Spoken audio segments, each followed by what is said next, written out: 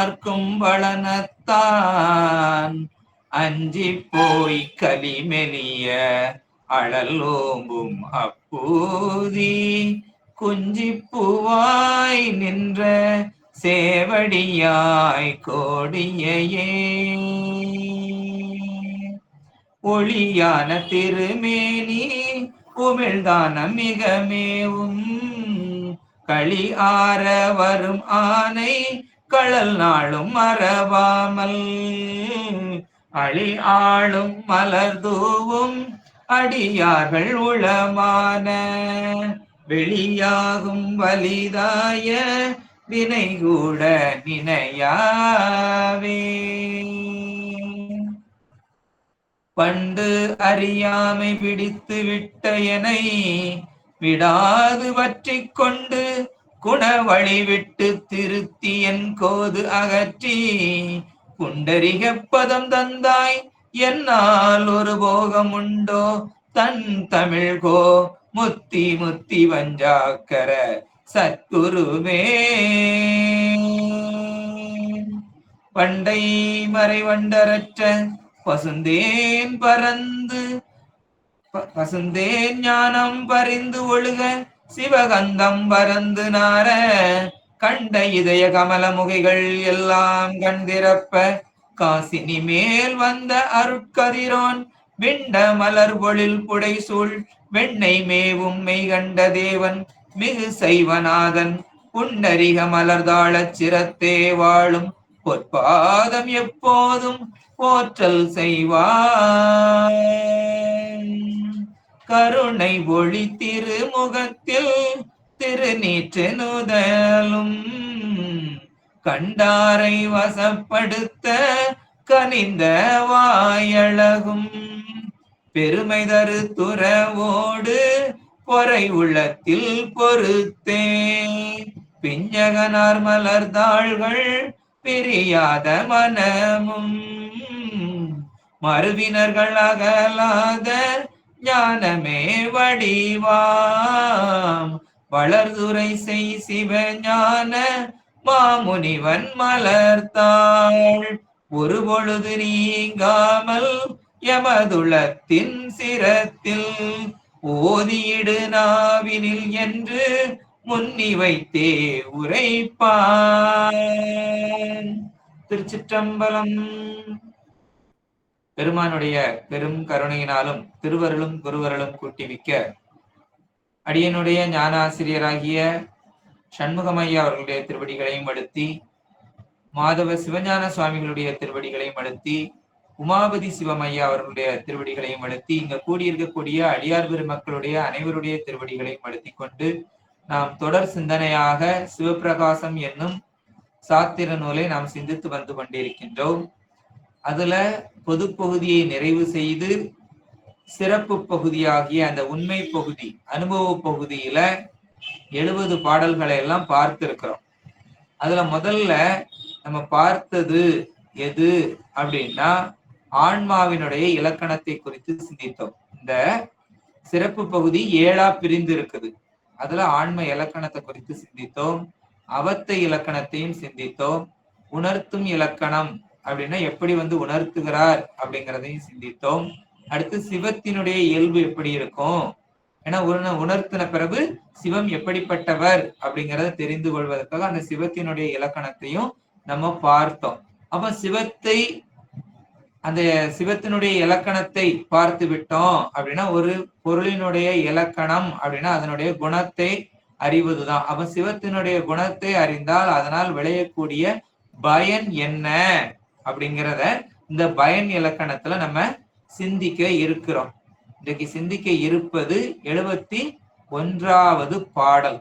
சரியா? அதுதான் பயன் இலக்கணத்துல முதல் பாடலாக வருகிறது. இது சிவஞான போதத்துல நம்ம பார்த்தோம் அப்படின்னா சூத்திரம் 8வது சூத்திரத்தை சொல்லக்கூடியதா இருக்கும். சரியா? ஞானத்தினால் வரக்கூடிய பயன் அது இதுல சொல்றாரு.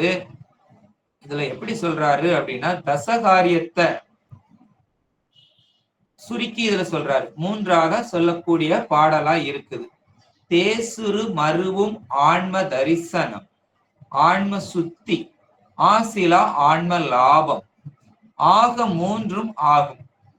மூன்றும் பாசம் அது அகல ஞானம் பற்றல் தான் பணியை நீத்தல் ஏசில் நேயத்து அழுந்தல் எனும் இவற்று அடங்கும் அன்றே. தேசு அப்படின்னா நம்ம பார்த்திருப்போம். தேசு அப்படின்னா ஒளி, சரியா? ஞானம் அதுங்க விளக்கம் அப்படிங்கிற பொருள்ல வருது, சரியா? புறமருவும் அப்படின்னா மிக பொருந்திய ஆன்ம தரிசனம் அப்படின்னா அந்த ஆன்ம தரிசனம் என்பது, ஆன்ம சுத்தி அப்படின்னா அந்த ஆன்ம சுத்தி என்பது எப்படிப்பட்டதுங்கிறதுக்கு அதுக்கு சொல்றார். ஆசுலா அப்படின்னா குற்றம் இல்லாத ஆன்ம லாபம். அந்த ஆன்ம லாபம் எப்படிப்பட்டது அப்படின்னா இந்த மூன்றும் ஆக இந்த மூன்றும் இந்த ஞானத்தால வரக்கூடிய பயன் இந்த மூன்றும் எப்படி இருக்குது அப்படின்னா பாசம் அது அகல. ஒண்ணு பாசம் நீங்க, பாசம் நீங்கியாச்சு அப்படின்னா ஞானம் பற்றல் அப்படின்னா பற்றல்னா அங்க தரிசித்தல், ஞானத்தை தரிசித்தல். அடுத்து சொல்றாரு தான் பணியை நீத்தல், தன் செயலை அறுத்தல். தான் நான் தான் அப்படிங்கிற அந்த நான் எனது அப்படிங்கிற அந்த செயலை அறுத்தல். அது என்னது அப்படின்னா ஏசில் குற்றம் இல்லாத, நேயத்து, நேயத்து அப்படின்னா இந்த சிவத்து, நேயத்து அழுந்தல் அது அதற்கு வசமாவதல், சிவத்துக்கு வசமாகுதல், அதுக்குள்ள தோய்ந்து விடுதல், அதுக்குள்ள அழுந்தி கிடக்கிறது, சரியா? வசமாகுதல் எனும் இவற்று என்கின்ற இம்மூன்றினுள் அடங்கும், சரியா? அது அடங்குகின்றது அப்படின்னு சொல்றாரு. அப்போ இந்த நாம ஞானத்தை அடைகின்றதை 10 காரியம் அப்படின்னு சொல்றோம். அதுதான் தசகாரியம். அப்ப 10 படிநிலை. 10 காரியம் அப்படின்னா 10 படிநிலை அப்படின்னு நம்ம படிச்சிருப்போம், சரியா? தசகாரியம் தசகாரியம் தசகாரியம் அப்படின்னு நிறைய இடத்துல கேள்விப்பட்டிருப்போம். அது அப்படின்னா என்னது அப்படின்னா இது 10 படிநிலைகளா சொல்லப்படுது. இது வைணவங்கள்லயும் அந்த பாசுரங்கள்லயும் இருக்குது. ஆழ்வார் பாசுரத்திலையும் அந்த 10 படிநிலைகள் எல்லாம் சொல்லி இருக்கிறாங்க. நமக்கு இந்த திருவாசகத்துல பார்த்திருக்கிறோம், பத்துடையீர் ஈசன் பல அடியர் அப்படின்னு சொல்றோம். பத்துடையீர் அதான் அந்த 10 நிலைகள்ல அந்த அடியார்களை பத்தி சொல்றாரு, சரியா? பத்துடையீர் அது 10 நிலை, அது ஞானத்தில் 10 படிகள் அப்படின்னு சொல்றோம், சரியா? ஞானத்தில் உள்ள இந்த 10 படிகளைத்தான் சொல்றோம். இத அதிகமாகவும் சொல்லக்கூடிய நூல்கள் இருக்குது, சுருக்கியும் சொல்லக்கூடிய நூல்கள் இருக்கிறது. ஆனா பொதுவா நம்ம சொல்லும் பொழுது தசகாரியம் அப்படின்னு சொல்றோம். இத அதிகமா சொல்லக்கூடிய நூல் அப்படின்னா 30 சொல்லுது. அது எது அப்படின்னா துகளறு போதம் அப்படிங்கிற நூல் 30 சொல்லுது, சரியா? 30 நிலைகள்ல வச்சு சொல்லுது. 7, சரியா? 7 நிலைகள்ல சொல்லக்கூடியது உண்மை நெறி விளக்கம். இந்த உண்மை நெறி விளக்கம்ங்கிறது 7 நிலைகளை சொல்லுது. இது 5 நிலைகளையும் சுருக்கி சொல்லுது. அது என்னது அப்படின்னா பஞ்சாக்கர பகருடை, சரியா? பஞ்சாக்கர பகருடை 5 நிலையா சொல்லுது. இத 3 சொல்லக்கூடியதுதான் இந்த சிவப்பிரகாசம் அப்படிங்கிறது. ஏகமா குறைச்சிட்டாரு, ரொம்ப குறைச்சி சொல்லக்கூடியதா இருக்குது. 3 நிலைகள்ல சொல்லுது, அது சிவப்பிரகாசம். அப்ப இந்த 10 நிலைகளை கூட்டியும் சொல்லலாம், குறைத்தும் சொல்லலாம். ஆனால் அதுல கருத்துகளில் மாறுபாடு கிடையாது, சொல்லும் முறைகளில் தான் மாறுபாடு, சரியா? சொல்லும் முறைகளில் தான் மாறுபாடை தவிர கருத்துக்களில் மாறுபாடு அல்ல. இப்போ உங்க குழந்தை இல்ல உங்க பையன், பெரிய பையன், சரியா? குழந்தைன்னா ரொம்ப சின்ன குழந்தைன்னு நினைச்சுக்கிடாதீங்க. இப்போ உங்க பையன் காலேஜ் முடிச்சிருக்கிறார், ஒரு பிஏவோ பிஎஸ்சியோ முடிச்சிருக்கிறார் அப்படின்னா நம்ம என்ன சொல்லுவோம்? முதல்ல 10 முடிச்சான், 12 முடிச்சான், இப்ப காலேஜ் முடிச்சுட்டான் அப்படின்னு 3 நிலையிலையும் நம்ம சொல்லலாம், சரியா? முதல்ல 1ஆம் கிளாஸ் படிச்சான், அப்படி படிச்சு படிச்சு படிச்சு ஒவ்வொரு வகுப்பையும் நம்ம சொல்லியும் சொல்லலாம். சொல்லக்கூடிய முறைதான் வேறு, ஆனா கருத்து ஒண்ணுதான். அதைத்தான் இங்க சொல்றாரு. இங்க கருத்துக்கள் ஒன்று, சொல்லக்கூடிய முறைதான் வேறு. அப்ப 30ஆவும் சொல்லலாம், 10ஆவும் சொல்லலாம், 7ஆகவும் சொல்லலாம், 5ஆகவும் சொல்லலாம், 3ஆகவும் சொல்லலாம், சரியா? எப்படினாலும் சொல்லிக்கிடலாம். ஆனா கருத்து ஒன்று. அதைத்தான் நம்ம சொல்றோமா இல்லையா? பஞ்சாட்சரத்தை சொல்றோம். நமச்சிவாய சிவய நம அப்படிங்கிற 5 எழுத்தை சொன்னாலும் அது எதைத்தான் சொல்லுது? முக்தி அடைவதைத்தான் சொல்லுது, சிவத்தினுடைய ஐக்கியமாகுவதைத்தான் சொல்லுது. சிவய அந்த நமவை விட்டுட்டு சிவயன்னு சொன்னாலும் அதுவும் அதைத்தான் சொல்லுது, முக்தி அடைவதைத்தான் சொல்லுது. அதையும் பஞ்சாட்சரம் தான் சொல்றோம். சிவ அப்படின்னு சொன்னாலும் அது முக்திக்கு கொண்டு போய் சிவத்தை அடைவதற்கு தான் சொல்லுது. அதையும் பஞ்சாட்சரம் தான் சொல்றோம். ஏன்னா அதுக்குள்ளெல்லாம் அடங்கி கொள்கின்றது. மற்றதெல்லாம் எங்க அதை விட்டு தூர போகல, இந்த சிவங்கிறதுக்குள்ள அடங்கி கொள்ளுது. சி அப்படிங்கிற நாயோட்டு மந்திரத்தை சொன்னாலும் அதுவும் அதைத்தான் சொல்லுது. அந்த இதெல்லாம் அதுக்குள்ள உள்ள வந்துருது. அதெல்லாம் இதுக்குள்ள இந்த சீக்குள்ள அடங்கி விடுகிறதுங்கிறதான் சொல்லுது. அப்ப சொல்லக்கூடிய முறையில் தான் வித்தியாசமே தவிர கருத்து ஒன்றுதான். அதைத்தான் மெயின் சொல்றாரு. சரியா?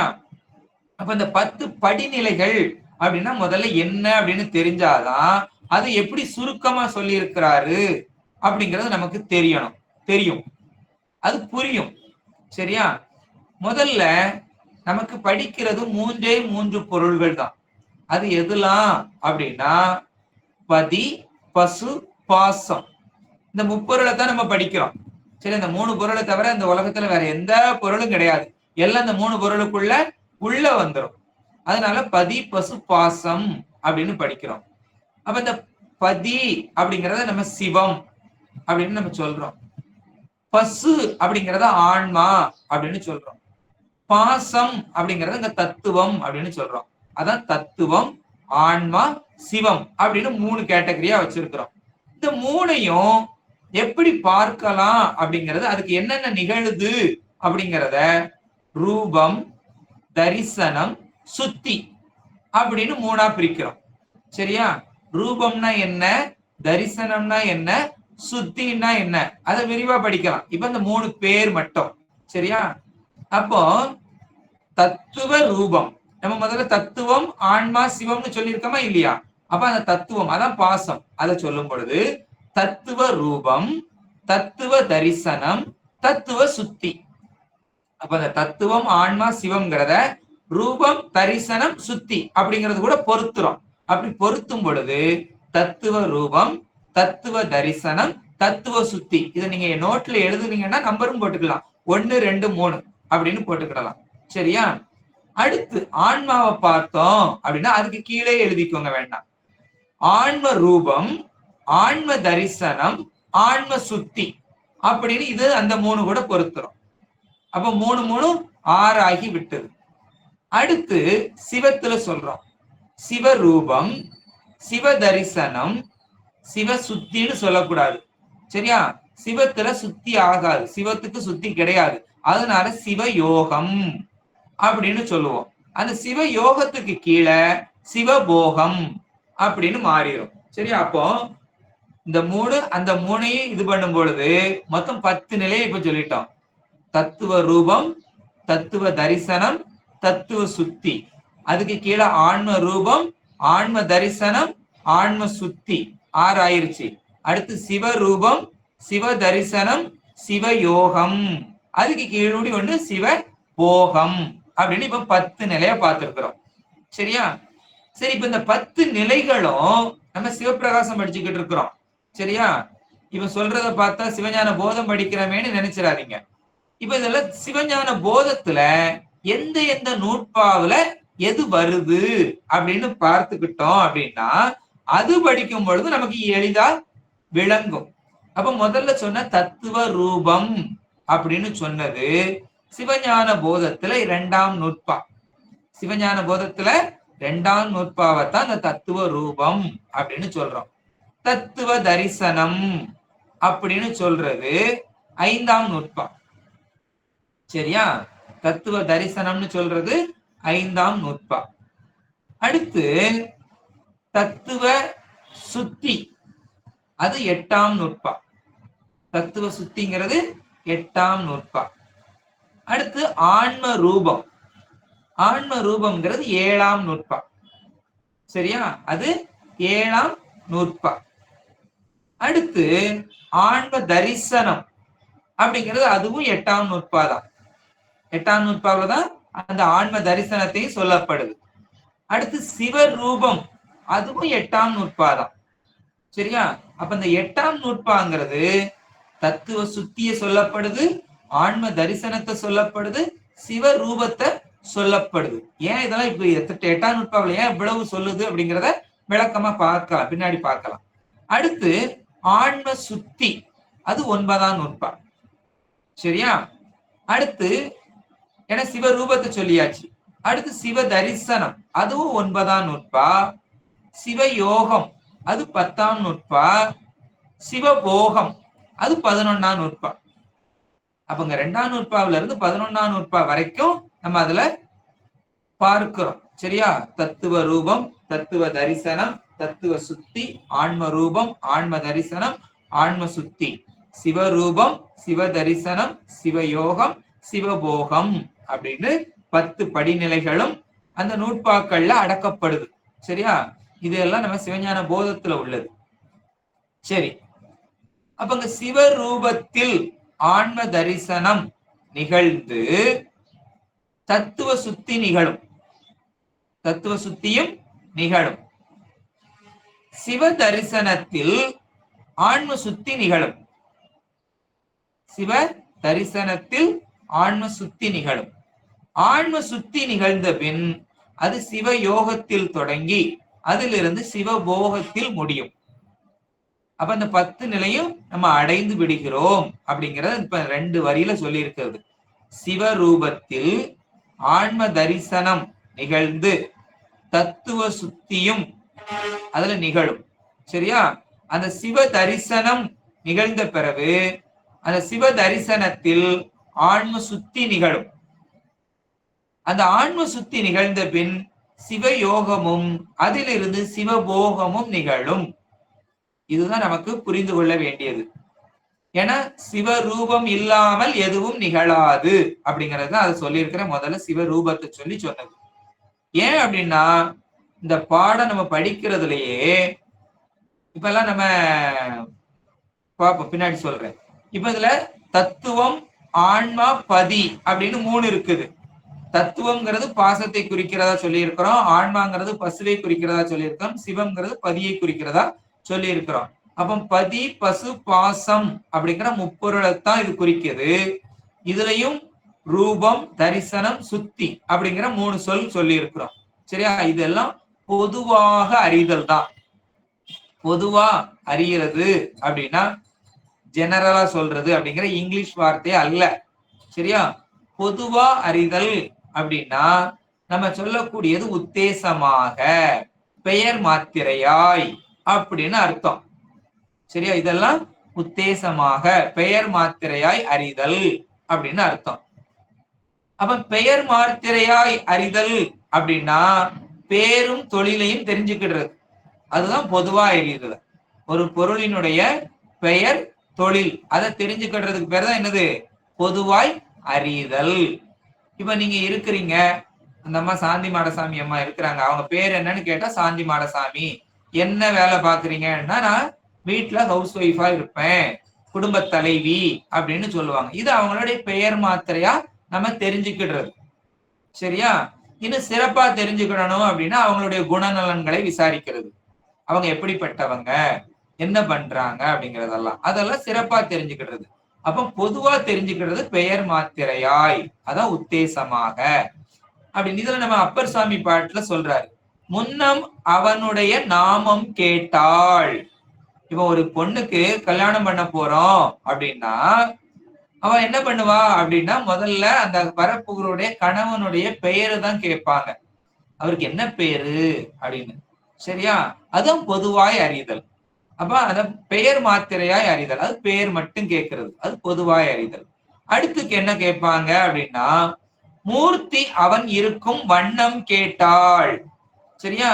அப்ப வண்ணம்னா இலக்கணம், அவர் கோவப்படுவாரா, அவர் சாந்தமா இருப்பாரா, சரியா, அவருக்கு வேற எதுவும் நல்ல பழக்கம் இருக்கா, கெட்ட பழக்கம் இருக்கா அப்படிங்கிறது கொஞ்சம் தெளிவா, சரியா, ஐயமா, சரியா, முழுமையான தெளிவு கிடையாது, கொஞ்சமா கேட்டுக்கிடுறது, அது வண்ணம் கேட்பது. சரியா? அது இலக்கணம். அடுத்து பின்னை அவனுடைய ஆரூர் கேட்டாள். சரியா? ஆரூர் கேட்டாள், அவர் எங்க இருக்கிறாரு, என்ன இருக்கிறாருன்னு முழுமையா அது தெளிவா கேட்கிறது. சரியா?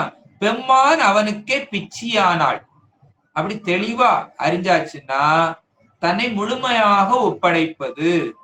அதுதான் அந்த 3 இது. சரியா? ரூபம், தரிசனம், சுத்தி. அது பொதுமையா அறிகிறது, அதை விட கொஞ்சம் தெளிஞ்சு அறிகிறது, அதுக்கு முழுமையாக அறிவது சுத்தி. சரியா? ஐயமே இல்ல, முழுமையா அறிந்து கொள்வது அப்படின்னு அந்த 3 இருக்குது. அப்ப இது 3மே பாசத்துக்கும் இருக்குது, பசுவுக்கும் இருக்குது, சிவத்துக்கும் இருக்குது அப்படின்னு நம்ம பாக்குறோம். அதுதான் தத்துவ ரூபம், தத்துவ தரிசனம், தத்துவ சுத்தி. ஆன்ம ரூபம், ஆன்ம தரிசனம், ஆன்ம சுத்தி. சிவரூபம், சிவ தரிசனம், சிவ யோகம், சிவபோகம் அப்படின்னு 10 நிலைகள்ல நம்ம பார்க்க போறோம். சரி, இப்போ இந்த ஆன்மா அது என்னதுன்னு பார்த்தாச்சு. ஆன்மானா அது நம்ம என்ன பார்த்திருக்கிறோம் இல்ல, பசு. பசுவத்தான் இங்க ஆன்மான்னு சொல்றோம், பதியத்தான் சிவம்னு சொல்றோம், பாசத்தை தான் தத்துவம்னு சொல்றோம் அப்படின்னு பார்த்தாச்சு. இனிமே ரூபம்னா என்ன, தரிசனம்னா என்ன, சுத்தினா என்ன, அதனுடைய விளக்கத்தை பார்க்கலாம். இப்ப ரூபம் அப்படின்னா பொதுவா இப்ப நம்ம எல்லாம் உண்மை விளக்கம் எல்லாருமே படிச்சுட்டு வந்திருப்போம், எத்தனையோ தடவை படிச்சிருப்போம், அப்படித்தானே? அப்ப அதுல 36 தத்துவங்களை பத்தி படிச்சிட்டோமா இல்லையா? எல்லாருமே படிச்சிருப்போம் மனப்பாடமா. இப்ப கூட ஒரு அம்மா சந்தேகம் கேட்டாங்க, சரியா? அந்த அளவுக்கு மனசுல வச்சிருக்கிறாங்க, இந்த இதுக்கு அடுத்து இது வரணும், இதுல இது எப்படி இருக்குது, இதுல ஏன் இப்படின்னு அந்த அளவுக்கு நம்ம மனப்பாடமா வச்சிருக்கிறோம். அப்ப அதை படிச்சுட்டோம்னு அர்த்தம், அப்படித்தானே? ஆனா படிச்சுட்டோம் அப்படின்னா அதை நம்ம தெரிஞ்சுக்கிட்டோமா அப்படின்னா அது கிடையாது. சரியா? அதெல்லாம் பெயர் மாத்திரையா நம்ம அறிஞ்சிருக்கிறோம். ஆனா இங்க ரூபம் அப்படிங்கிற அதெல்லாம் வாசிச்சுதான் வச்சிருக்கிறோம், பெயர் மாத்திரையாங்கிறத கூட சொல்லக்கூடாது. ஏன்னா பெயர் மாத்திரையா பொதுவா அறிஞ்சிருக்கிறோம் அப்படின்னு சொன்னா அதனுடைய பெயரும் தொழிலும் தெரிஞ்சிருக்கணும். இப்ப நம்ம இங்க பாக்குறோம் மண் தத்துவம் அப்படின்னு பாக்குறோம், அதை வாஸ்துதான் வச்சிருக்கிறோம். மண் தத்துவத்தினுடைய தொழிலை நம்ம தெரிஞ்சுக்கிடுறது இல்ல. மண் கடினமாய் தரித்து தாங்கும் அப்படின்னு சொல்றோம், சரியா?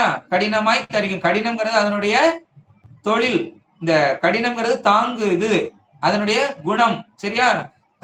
தாங்குதல்ங்கிறது அதனுடைய தொழில்.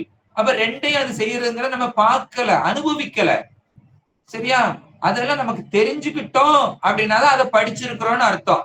அப்ப நம்ம இதெல்லாம் வாஸ்து மட்டும்தான் வச்சிருக்கிறோம், 36 தத்துவங்களையும் வாஸ்து மட்டும், புத்தகத்துல வாசித்து மட்டும் வச்சிருக்கிறோம், அதை நம்ம அறிந்து கொள்ளவில்லை.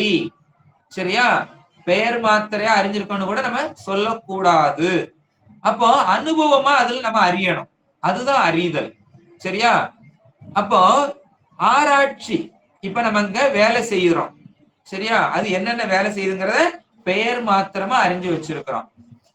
அப்ப நாமெல்லாம் என்ன அறிஞ்சாச்சு அப்படின்னா தத்துவ ரூபம் அப்படின்னு அதெல்லாம் அறிஞ்சாச்சுன்னு சொல்லக்கூடாது, அதெல்லாம் வாஸ்து பார்த்திருக்கிறோம், நமக்கு அனுபவமா அறியல.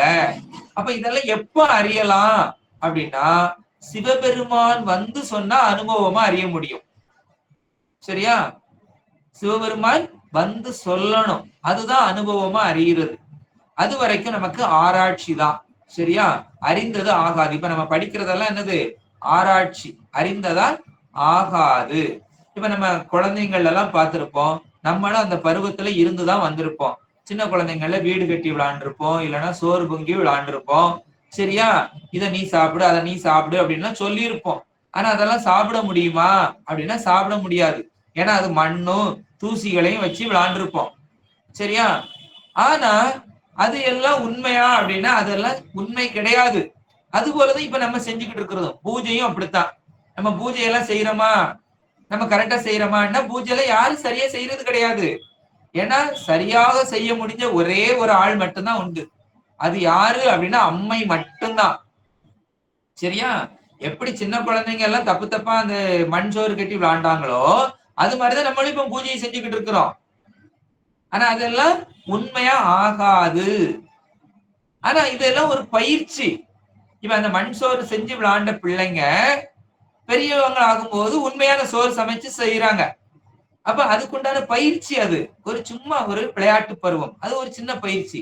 இப்பவும் நம்ம இது பூஜையெல்லாம் நம்ம ஒரு விளையாட்டு தான். சரியா? அந்த உண்மையான அனுபவம் வரும்போது அது பெருமான் வந்து நமக்கு உணர்த்தின பிறகுதான் அதை சரியா செய்ய முடியும். அது வரைக்கும் நம்ம தப்பு தப்பாதான் செஞ்சுக்கிட்டு இருப்போம். சரியா? அதனாலதான் நம்ம இதெல்லாம் விசார சர்மரை பாக்குறோம். அவர் சின்ன குழந்தையிலேயே விளையாடும் பொழுதே சிவலிங்கம் பிடிச்சு பூஜை செஞ்சு விளையாண்டாரு. அவர் மண் சோறு செஞ்சு விளையாடல. சரியா? அப்ப அந்த ஞானவான்ங்கிறவங்க எப்படி இருக்கிறாங்க, நம்ம எப்படி இருக்கிறோம் அப்படிங்கிற அந்த வித்தியாசம் அதுலயே தெரிஞ்சிடும். சரியா? விளையாட்டுல கூட அவரு பூசை செஞ்சுதான் விளையாண்டாரு. நம்ம விளையாட்டா இருந்தாலும் வீடு கட்டி விளையாடுறதும் சமைச்சு சோறு பொங்கி விளையாடுறதுமா தான் இருக்கிறோம். அப்ப நம்மளுடைய அறிவுக்கு தகுந்தாக்கல நம்ம அதை செய்யறோம். அவருடைய அறிவின் பக்கத்துக்கு தகுந்தாக்கல அவர் அதை செஞ்சிருக்கிறாரு. சரியா? அப்ப இந்த தத்துவங்களுடைய பெயரைத்தான் நம்ம அறிஞ்சிருக்கிறோமே தவிர, படிச்சு பார்த்திருக்கோமே தவிர நம்ம அதை உண்மையா அனுபவமா அறியல. இதெல்லாம் குரு வந்த பிறகுதான், சிவபெருமான் வந்த பிறகுதான் நிகழும். சரியா? அனுபவமா வரும். அதைத்தான் நம்ம அங்க 10 காரியமா சொல்றோம். அப்ப பொதுவாய் அறிதல் அப்படிங்கறது ரூபம் அப்படின்னு சொல்றோம். சரியா? இப்ப நம்ம பொதுவாய் அறிதல். அப்ப அந்த தத்துவங்களை எல்லாம் பொதுமையில அறிகிறது, எப்படி இருக்கும் அப்படிங்கிறத அறிஞ்சு கொள்றது. இந்த பேர் மாத்திரையா படிக்கிறது கிடையாது, இதுக்கும் அதுக்கும் சம்பந்தமே கிடையாது. சரியா? பெருமான் சொன்ன பிறவே பொதுமையாதான் அறிவோம். அதான் ரூபம் அப்படின்னு சொல்றோம். சரி, அடுத்து தரிசனம் அப்படின்னா, இப்ப இந்த கருவிகள் எல்லாம் இருக்குது. இப்ப அந்த 36 தத்துவங்கள் இருக்குது, அதுல மனம் இருக்குது, எத்தனையோ கருவிகள் இருக்குது. சரியா? இப்ப ஒரு பொருளை பற்றணும் அப்படி இப்ப நம்ம பாடம் படிக்கிறோம். சரியா? நல்லா படிங்கம்மா, ஆன்லைன் கிளாஸ் எல்லாம் தொடர்ந்து அட்டன் பண்ணுங்க, கொஞ்சம் படிச்சு ஒப்பிங்க, மனப்பாடம் பண்ணுங்க, அதுக்கு கொஞ்சம் மனசு வைங்க. சரியா? எது எதுலாமோ செய்யறீங்க, இந்த மனப்பாடமா பண்ணுனீங்கன்னா தான் உங்களுக்கு பாடம் நடத்தும் பொழுதும் நீங்க படிக்கும் பொழுதும் எளிதில புரியும். அப்ப அந்த படிக்கிறதுக்கு கொஞ்சம் மனசு வைங்க அப்படின்னு சொல்றோமா இல்லையா? அப்ப அந்த மனசு வைங்க அப்படின்னு சொல்றோம். அப்ப மனசே இல்லைன்னா என்ன ஆகாது, அது மனசுல பதியாது. எத்தனை கத்தி கத்தி நீங்க படிச்சாலும், எத்தனை கத்தி கத்தி யாரு சொல்லி கொடுத்தாலும் அந்த இச்சை இருக்கணும். சரியா? அப்ப அங்க மனம்ங்கிறது இச்சை, அந்த இச்சை இருந்தாதான் அது ருசிக்கும். அப்போ அந்த கருவிகளுடைய பேரு தொழில் அப்படிங்கிறது நம்ம ரூபம். அப்ப அதை அனுபவமா அறியணும். சரி, இது எல்லாம் சடம், இதெல்லாம் அறிஞ்சாலும் அது என்னதுதான் சடம். அப்போ இதை அறிகிறதுல வித்தியாசம். நம்ம யாரு, நம்ம அறிவுடைய பொருளா, அப்ப நம்ம யாரை சாரணும் அப்படிங்கிற கொஞ்சம் தெளிவு வர்றதுதான் தரிசனம். சரியா? இப்ப நம்ம சமையல் பண்றோம், இப்ப பெண்கள்லாம் இருப்பாங்க, ஏன்னா சமையல் கலையே பெண்களுக்குள்ளதுதான் அப்படின்னு நம்ம சொல்றோம். ஆனா அதெல்லாம் கிடையாது, சமையல் ஆண்களுக்கும் உள்ளதுதான். நலபாகம், நலன் சமைக்கிற சமையலுக்கு மிஞ்சின சமையல் எந்த பெண்களாலையும் சமைக்க முடியாது. இப்ப திருமண பருவத்துல இருக்கக்கூடிய ஒரு பெண்ணுன்னு வச்சுக்கோங்க, அந்த பெண்ணுக்கு வீட்டுல இருக்கும்போது சமையலே தெரியல, சமைச்சதே கிடையாது. ஏன்னா இப்ப எல்லா பிள்ளைங்களையும் அப்படிதான் நம்ம வளர்க்கிறோம். சரியா? அந்த பெண்ணுக்கு ஒரு வரன் பாக்குறோம், கல்யாணம் பண்ணி கொடுத்தாச்சு. அந்த அம்மா இப்ப புருஷன் வீட்டுக்கு போயிட்டாங்க. சரியா? இங்க இருக்கிறது வரைக்கும் அந்த தாய் செஞ்சு செஞ்சு கொடுத்துருப்பாங்க. அதனால என்ன பண்ணிருப்பாங்க, நல்லா சாப்பிட்டுக்கிட்டே இருந்திருப்பாங்க. இப்ப அங்க போயாச்சுன்னா இந்த அம்மா மாதிரி அங்க ஒரு அம்மா இருக்க மாட்டாங்க, சமைச்சு கொடுக்கறதுக்குன்னு ஆள் இருக்காது. சரியா? நம்ம தான் சமைக்கணும். அப்ப நமக்கு சமைக்க தெரியாது. அப்ப நம்ம யார்கிட்ட கேட்போம், அந்த வீட்டுக்காரருக்கு சமைச்சு கொடுக்கணும் முதல்ல. சரியா? அப்ப வீட்டுக்காரருக்கு என்னெல்லாம் பிடிக்கும் அப்படின்னு முதல்ல தெரிஞ்சுக்கிடணும். அதை தெரிஞ்சு கொண்டு அவருக்கு எப்படிப்பட்ட சமையல் பிடிக்கும் அப்படின்னு தெரிஞ்சுட்டு அதை யாரு செஞ்சு கொடுத்தாங்களோ அவ்வளவு காலமும் அவங்கிட்ட கேட்கணும். அப்படி கேட்டா அந்த பெண் அறிவுள்ளவள் அப்படின்னு சொல்றோம். சரியா? அப்ப யார்கிட்ட கேட்கணும், அவங்க அம்மாட்ட கேட்பாங்க, அந்த கணவனுடைய அம்மாட்ட. நீங்க எப்படி சமைச்சு கொடுத்தீங்க, அவருக்கு என்ன பிடிக்கும், என்ன ஏதுன்னு கேட்டா அந்த பெண் சரியா இருக்கிறாங்கன்னு அர்த்தம். சரியா? ஆனா அந்த பெண் அப்படி கேட்கல, அந்த அம்மாட்ட கேட்காம அந்த வீட்டுல இன்னொரு சின்ன பிள்ளை விளையாண்டுகிட்டு இருக்குது. சரியா? ஒரு 10 வயசு பிள்ளையோ 5 வயசு பிள்ளையோ விளையாடுது. அந்த பிள்ளைகிட்ட போய் சமையல்னா என்ன, சமையல் எப்படி செய்யணும் அப்படின்னு கேட்டா அது எப்படி இருக்கும், சரியா வருமா? சரியா வராது. அது என்னது, கேவலமான நிலை.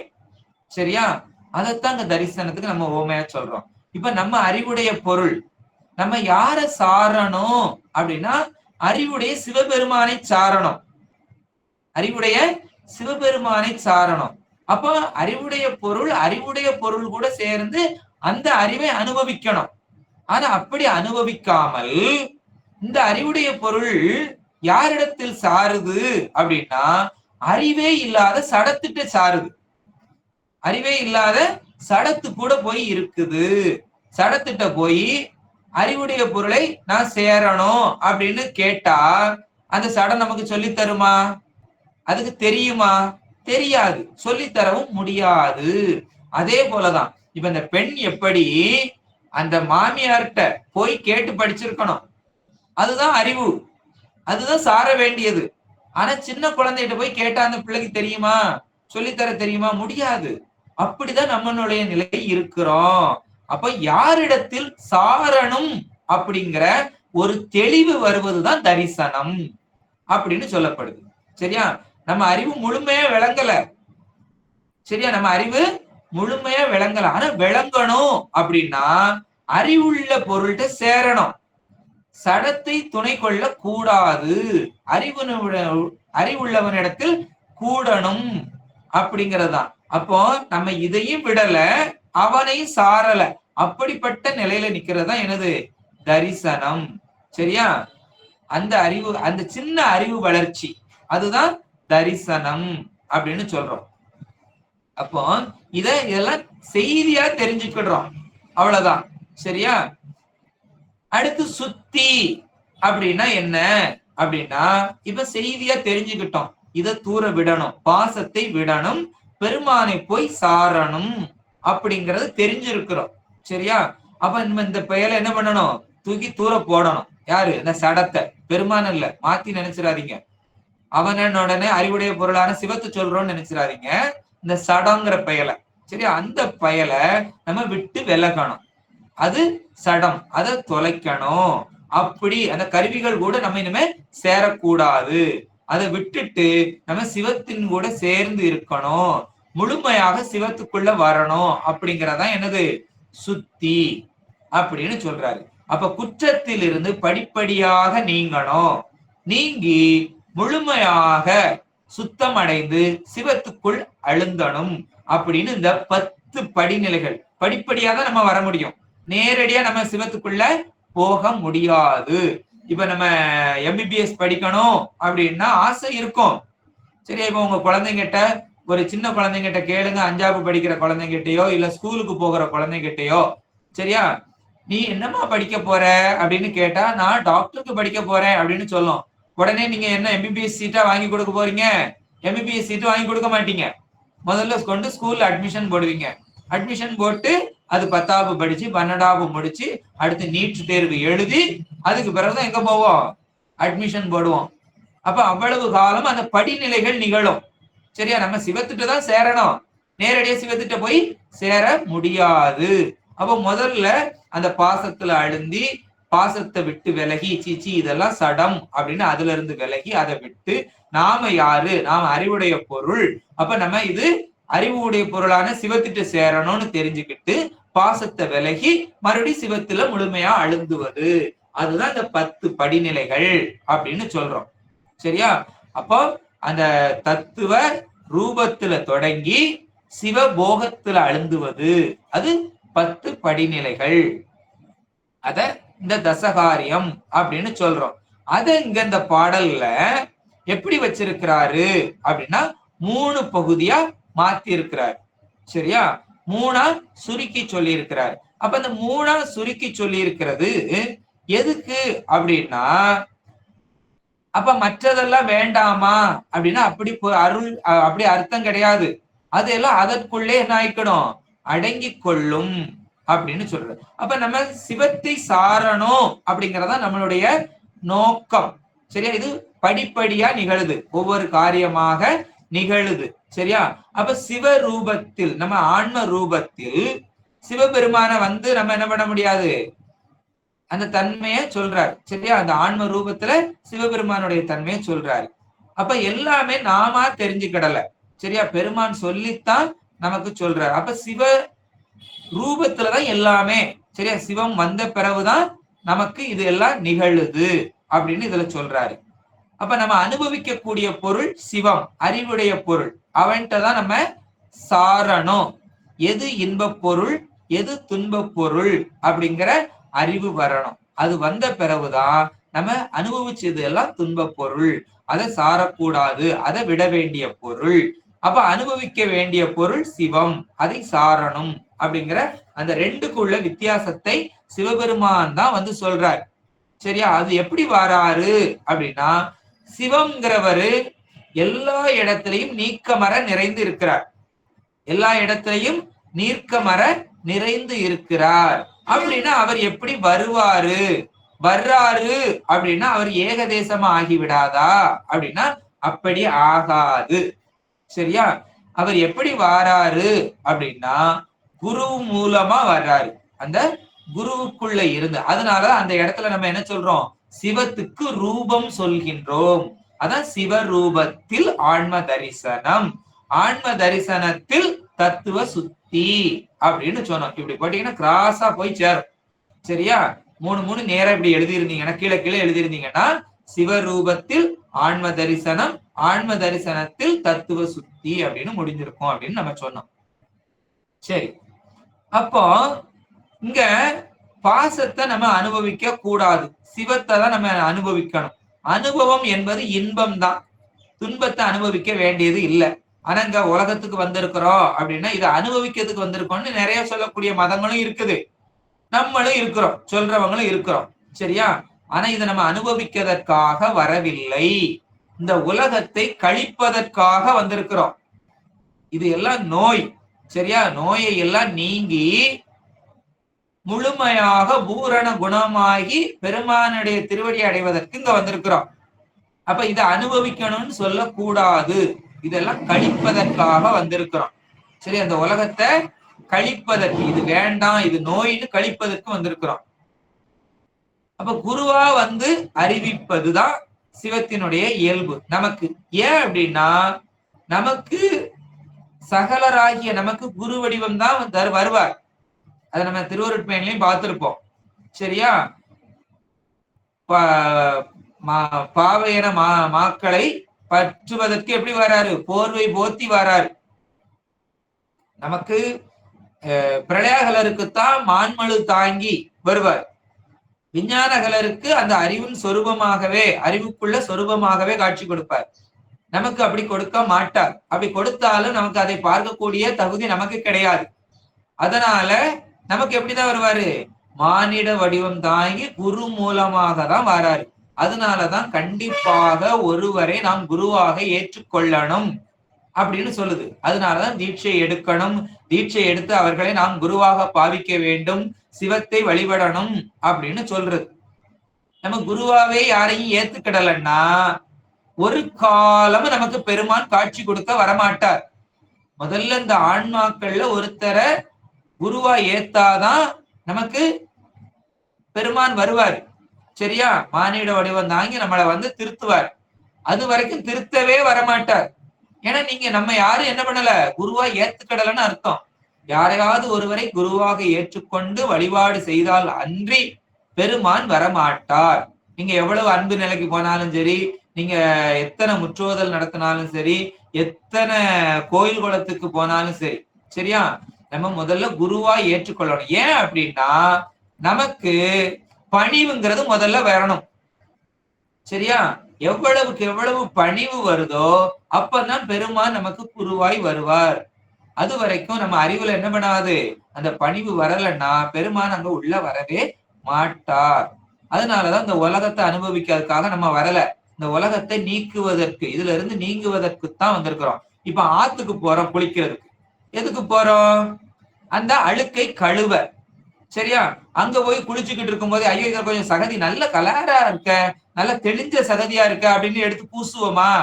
பூச மாட்டோம், அள்ளி தேய்க்க மாட்டோம். இங்க வந்தது நீங்குவதற்கு, இதை அனுபவிக்கிறதுக்கு அல்ல, இதை எடுத்து தேய்க்கிறதுக்கு அல்ல. அதனாலதான் திருவாசகத்துல சொல்றாரு, தங்கள் மலம் கழுவுவார். கழுவுறதுக்கு தான் வந்திருக்கிறோம். சரியா? நீ அறிவுடைய பொருள் ஆனந்தமா இருக்கிறதுக்கு தான் வந்திருக்கிற. இந்த ஆனந்தமா இருக்கணும் அப்படின்னா இந்த சேர நீங்கணும், அதுக்குதான் கழுக வந்திருக்கிறோம் அப்படின்னு சொல்றாரு. அப்ப சேரக்கூடாத பொருள்கிட்ட சேரக்கூடாது, சேரக்கூடிய பொருள்கிட்ட நம்ம சேரணும். நீ சேரக்கூடாத பொருள்கிட்ட சேர்றதுனாலதான் இவ்வளவு துன்பத்தை அனுபவிச்சுக்கிட்டு இருக்கிற. அதனாலதான் உனக்கு முட்டு வலி வருது, தலைவலி வருதுன்னு எல்லா வலியும் வருது. அதுவே நாம்னு நினைச்சுக்கிட்டு இருக்கிறோம், இந்த உடம்புதான் நாம் நினைச்சுக்கிட்டு இருக்கிறோம். அதனால இந்த வலி எல்லாம் வருது. அப்ப இது துன்பம். அப்ப அது நம்ம அல்லன்னு முதல்ல நினைக்க தெரியணும். அதனாலதான் சேரக்கூடிய பெருமானாகிய சிவத்திட்ட சேரணும். அப்படி சேர்ந்தா இந்த வலி எல்லாம் தெரியாது. அப்ப நம்ம இன்பத்தை அனுபவிக்கலாம் அப்படின்னு வந்திருக்கிறோம். சரியா? அது தரிசனம். அப்ப நமக்கு எது நல்லது எது கெட்டது அப்படின்னு முதல்ல நமக்கு தெரிஞ்சிருக்கணும் அப்படின்னு சொல்றாரு. அப்ப அப்படி தெரிஞ்சிருக்கணும் அப்படின்னா அது யாரு தருவா? சிவபெருமான் தான் தருவாரு அந்த ஞானத்தையும். ஏன்னா நமக்கு சுதந்திரமா அறியக்கூடிய அறிவு இல்ல, அனுபவமும் இல்லை. பெருமான் தான். நம்ம எல்லாம் டம்மி பீஸ் தான். சரியா? அவன் பெரியவன். அதான் சொல்றாரா இல்லையா? யாவருக்கும் மேலாம் அளவிலா சீருடையான், யாவருக்கும் கீழாம் அடியேன் அடியேனை யாவரும் பெற்றறியா இன்பத்துள் வைத்தாய்க்கு எம் பெருமான் மற்ற அறியேன் செய்யும் வகை. சரியா? 47வதுல சொல்றாரு திருவம்பாவில. சரியா? அப்போ அதுல 8வது பாட்டு அது. அதே மாதிரி அப்பர் சாமியும் சொல்றாரு, புழுவுக்கும் குணம் 4 எனக்கும் அதே, புழுவுக்கு இங்கு எனக்கு உள்ள பொல்லாங்கு இல்லை, புழுவினும் கடையேன் புனிதன் தமர், குழுவுக்கு எவ்விடத்தில் சென்று கூடவே அப்படின்னு சொல்றாரு. அப்போ புழுவினும் கடையேன் அப்படின்னு சொல்றாரு. நம்ம அந்த அளவுக்கு கீழான குணத்துல இருக்கிறோம் அப்படின்னு சொல்றாரு. ஏன்னா புழுவுக்கு 4 குணம் இருக்குது. சரியா? தூங்குறது, சாப்பிடுறது, இனப்பெருக்கம் செய்யறது, இந்த மாதிரி குணங்கள் இருக்குது. அதே மாதிரிதான் எனக்கும் இருக்குது. பிறக்கிறது இறக்குறதுன்னு எல்லாம் இருக்குது. அதுக்கு எப்படி இருக்கோ அதே மாதிரிதான் எனக்கும் இருக்குது. ஆனால் புழுவுக்கு ஒரு குணம் கிடையாது. என்னதுன்னா பொல்லாங்கு, யாரையும் கெடுக்கணுங்கிற குணம் கிடையாது. எனக்கு நிறைய இருக்குது அந்த குணம். அதனால நம்ம இறந்த பிறகு நம்மள எல்லாம் லிஸ்ட்ல விட்டுருப்பாங்களா இல்லையா? பட்டோலை நீட்டும் படி போற்றி. அப்ப பட்டோலை வாசிக்கும் போது என்ன குற்றம்னு செஞ்சா வரிசையா அந்த ஆன்மாக்கள் நிக்கக்கூடிய லிஸ்ட்ல நான் புழுவை விடையும் கடைசியில நிக்கேன்னு அப்பர் சாமி சொல்றாரு. சரியா? அந்த அளவுக்கு கடைப்பட்டு நிக்கிறேன் அப்படின்னு தன்னை அந்த அளவுக்கு கீழ்பட்டு சொல்றாரு. சரியா? அப்ப நம்மளுடைய இழிவு தெரியணும். அதத்தான் கேவலம். சரியா? நம்மளுடைய இழிவு தெரியணும், பெருமானுடைய பெருமை தெரியணும். அதனாலதான் இந்த புராணங்கள்ல எல்லாம் நம்ம பாக்குறோம் விஸ்வரூப தரிசனம் அப்படின்னு. அப்ப விஸ்வரூப தரிசனத்துல பெருமானுடைய உயர்வை காட்டியும் நம்மளுடைய இழிவை காட்டியும் நம்ம பார்த்திருப்போம். அப்ப அது தெரிஞ்சாதான் நம்ம என்ன ஆக முடியும்? சுத்தி ஆக முடியும். அதைத்தான் சொல்றாரு. அதான் 3ஆ சொல்றாரு. அப்ப ஒரு பொருளை அனுபவிப்பது அப்படின்னா அதை அறிந்து கொள்வது, அதனுடைய குணத்தை. இவ சிவத்தை அனுபவிப்பது அப்படின்னா சிவத்தை அறிவது. அதுதான் நம்ம சொல்றோம். இப்ப நம்ம ஒரு வடை சாப்பிடுறோம் அப்படின்னா அந்த வடையினுடைய சுவையை பற்றி அறியுமா அப்படிங்கறதான். வடை தெரியுமான்னா எல்லாத்துக்கும் கண்ணுல தெரியும், பார்த்த உடனே வடை தெரியும். சரியா? ஆனா அந்த வடையினுடைய சுவை என்னன்னு தெரிஞ்சிருக்கணும். அதுதான் அனுபவித்தல். அதைத்தான் நம்ம சொல்றோம். அப்ப ஒரு குணத்தை அறிவதுதான். அப்ப சிவத்தை அழுந்துவது அப்படின்னா அந்த சிவத்தினுடைய குணத்துக்குள் நம்ம அழுந்துவது, அது அவனுடைய அருளை அறிவது அப்படிங்கிறது தான். சரியா? அதங்க நம்ம என்ன சொல்றாரு?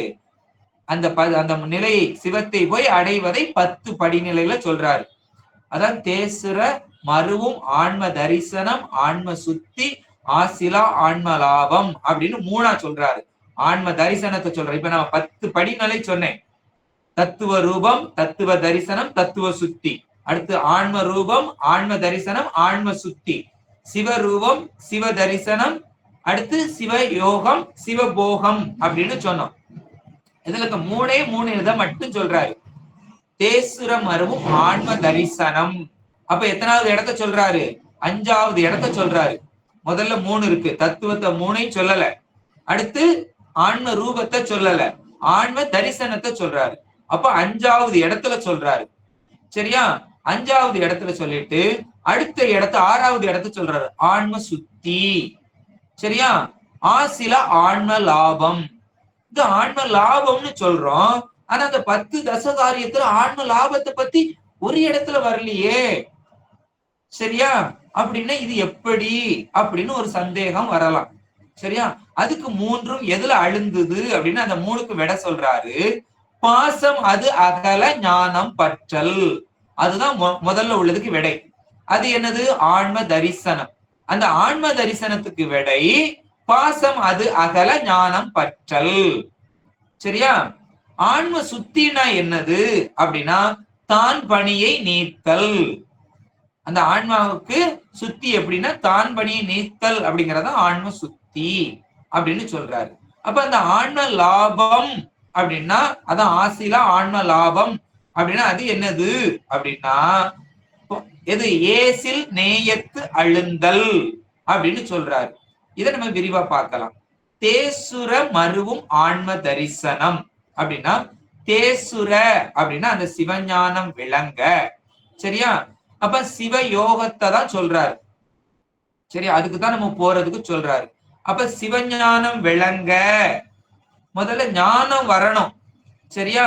அப்பதான் போகம் கிடைக்கும். அதுக்கப்புறம் தான் போகம்.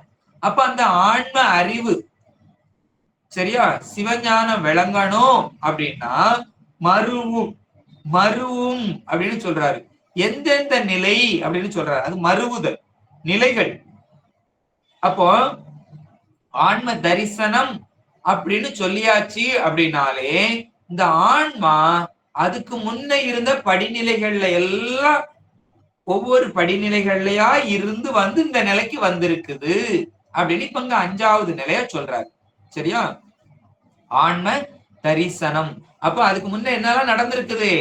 தத்துவ ரூபம் நடந்திருக்குது, தத்துவ தரிசனம் நடந்திருக்குது, தத்துவ சுத்தி நடந்திருக்குது, ஆன்ம ரூபம் நடந்திருக்குது. இப்ப ஆன்ம தரிசனத்துல வந்து நிக்கிறாரு அப்படின்னு இந்த இடத்துல அத சொல்றாரு.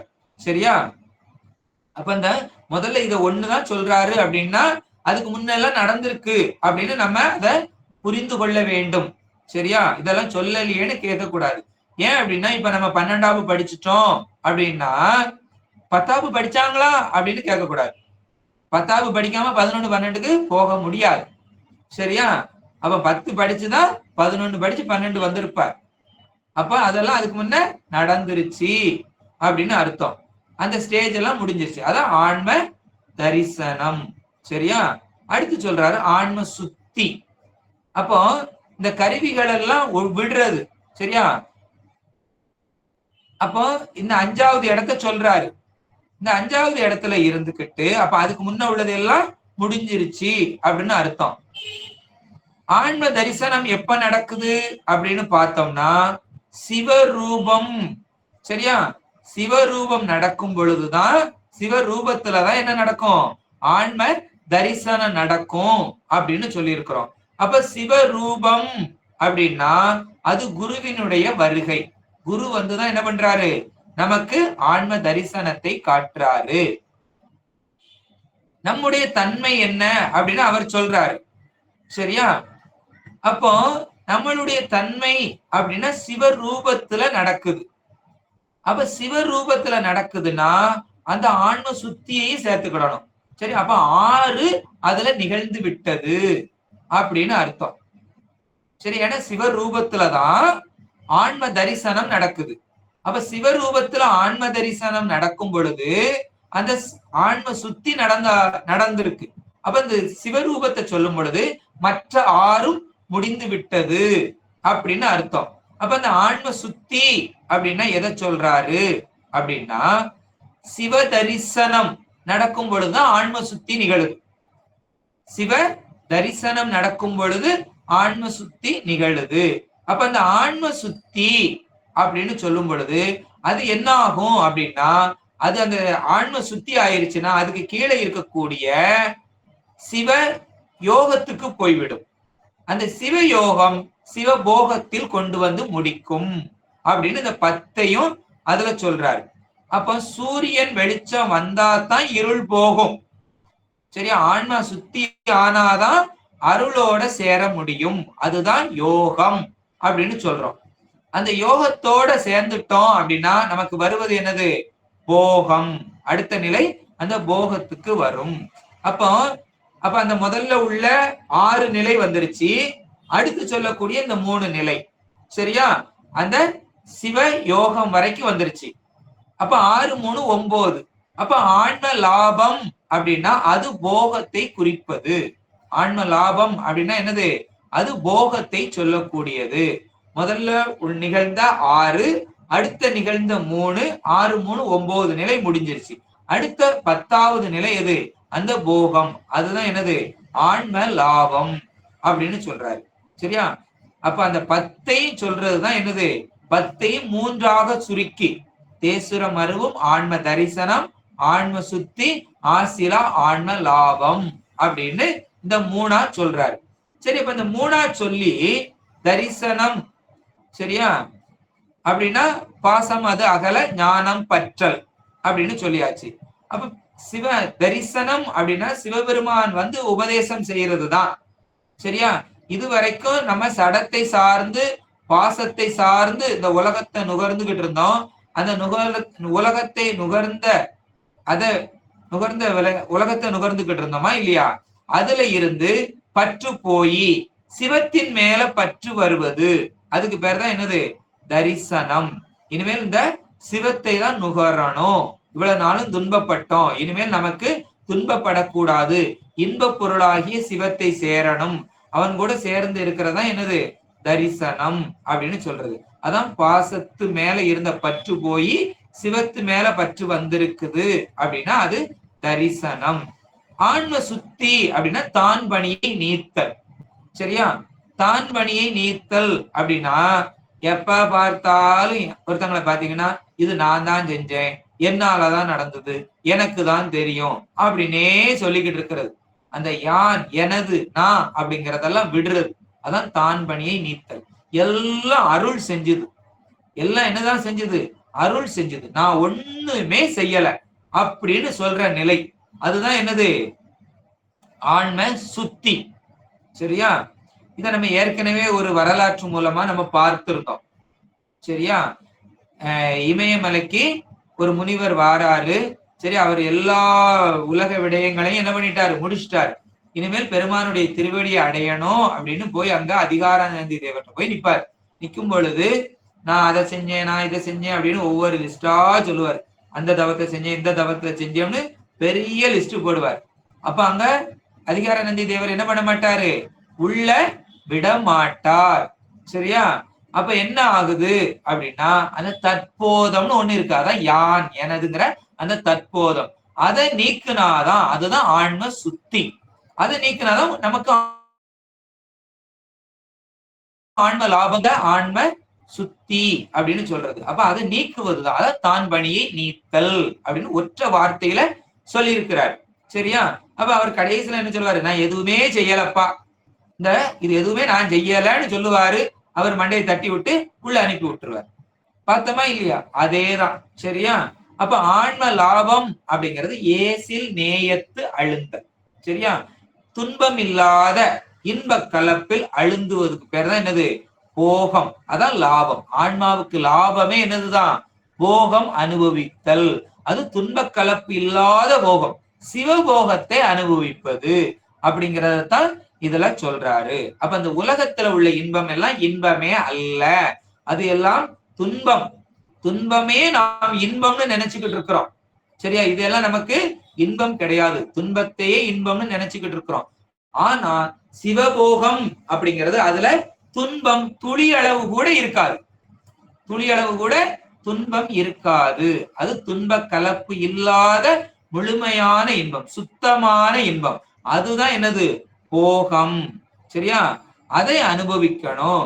அதைத்தான் ஏசில் நேயத்து அழுந்தல், அதுதான் ஆன்ம போகம். சரியா, ஆன்ம லாபம் அப்படின்னு சொல்றாரு.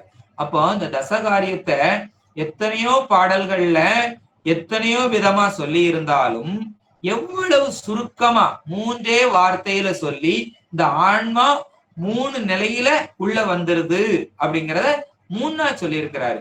அப்போ சிவரூபத்தில் ஆன்ம தரிசனம், ஆன்ம தரிசனம் நிகழ்கிறதுக்கு முன்ன அங்க என்ன இருக்கும், தத்துவ சுத்தி நிகழ்ந்திருக்கும்.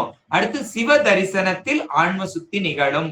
ஆன்ம சுத்தி நிகழும் போது அது சிவயோகமாக மாறி அடுத்த நிலையாகிய சிவபோகத்தை அது அனுபவிக்கும் அப்படின்னு அந்த நேரா எழுதி கீழே கீழே எழுதி கோடு போட்டு பார்த்தோம்னா நமக்கு எளிமையா புரியும்.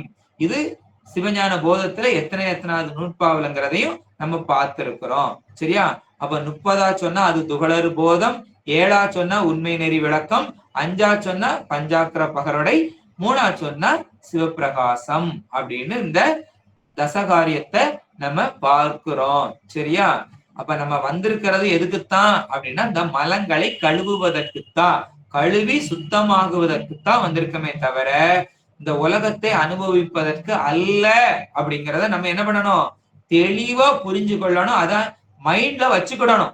எதையாவது அனுபவிக்கணும்னு நினைச்சா சேச்சே இதெல்லாம் ஆசைப்படக்கூடாது, இதெல்லாம் வெறுத்து தள்ளணும், நம்ம சிவத்தை அனுபவிக்கணும் அப்படின்னு அந்த பூஜையில இச்சை வரணும். அதத்தான் நமக்கு இன்னும் அடுத்த பாடல்கள்ல வருது. பூஜை எப்படி பண்ணணும் அப்படின்னு சொல்றாரு. சரியா? ஆனா அத நமக்கு சித்தியார்ல இவராது 6 கால பூஜை சொல்றாரு, எப்பொழுதும் பெருமான சிந்திக்கணும்னு. ஆனா சித்தியார்ல ஒரு முறையாவது நீங்க பூஜை பண்ணணும் அப்படின்னு சொல்றாரு. அப்படி ஒரு முறையாவது பூஜை பண்ணனா என்ன நடக்கும், தேவர்களே வந்து நம்மளை வணங்குவார்கள் அப்படின்னு, வானவர் வந்து வணங்க வைப்பன் அப்படின்னு சொல்றாரு சித்தியார் ஆசிரியர். சரியா? அதனால நம்ம இந்த 10 படிநிலைகளை போய் அடைந்து பெருமானுடைய திருவடியை அடையணும் அப்படிங்கறத இந்த பாடலை சொல்லப்படுது. இதனுடைய தொடர்ச்சியை நம்ம வருகிற வகுப்புல இருந்து சிந்திக்கலாம். இதுல நம்ம இந்த ஆன்ம தரிசனம்னா என்னது, ஆன்ம சுத்தின்னா என்னது, ஆன்ம லாபம்னா என்னது தனித்தனி பாட்டா சொல்றாரு. அதெல்லாம் அடுத்த வகுப்புகள்ல இருந்து தொடர்ந்து சிந்திக்கலாம் அப்படின்னு இந்த ஒரு பாட்டை நல்லா விளக்கமா சொல்லணும் அப்படிங்கறதா இதனுடைய நோக்கம். எல்லாருக்கும் புரிந்திருக்கும் என்று பெருமானுடைய கருணையை வியந்து வாழ்த்தும் குருமரபு வாழ்த்தும் கூறி அடியனுடைய உரையை நிறைவு செய்து கொள்கிறேன். இத்தனை நேரமும் பொறுமையாக கேட்டுக்கொண்டிருந்த அடியார் பெருமக்கள்